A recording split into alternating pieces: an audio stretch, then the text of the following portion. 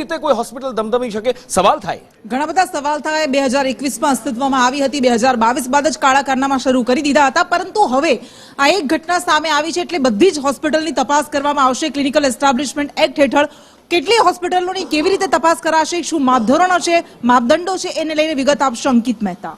Establishment act જે છે તે 2021માં અમલમાં આવી ગયો હતો કૃષ્ણા, પરંતુ 2024ના 13 માર્ચ 2024 તેને અમલીકરણ માટે એટલે કે ગેઝેટ તેનું બનાવી દેવામાં આવ્યું હતું અને ત્યારથી લઈને અત્યાર સુધી કેટલી હોસ્પિટલોએ તેમાં રજીસ્ટ્રેશન કરાવ્યું છે તેનો કોઈ ચોક્કસ આંકડો સરકાર પાસે નથી. મુદ્દો એ છે કે સરકારે આ વસ્તુ પહેલેથી કરવાની જરૂર હતી, પરંતુ સરકારે હજી સુધી કરી નહીં. હવે આ મુદ્દો જ્યારે આટલો મોટો થયો ત્યારે સરકારે આ વસ્તુને મુદ્દો બનાવે છે કે હવે 12 માર્ચ 2025 એટલે કે આગામી વર્ષ સુધી એસ્ટાબ્લિશમેન્ટ એક્ટ જે ક્લિનિકલી એસ્ટાબ્લિશમેન્ટ એક્ટ જે છે તેની અંદર રજીસ્ટ્રેશન જે છે તે તમામ હોસ્પિટલોએ કરાવવું કમ્પલસરી હશે.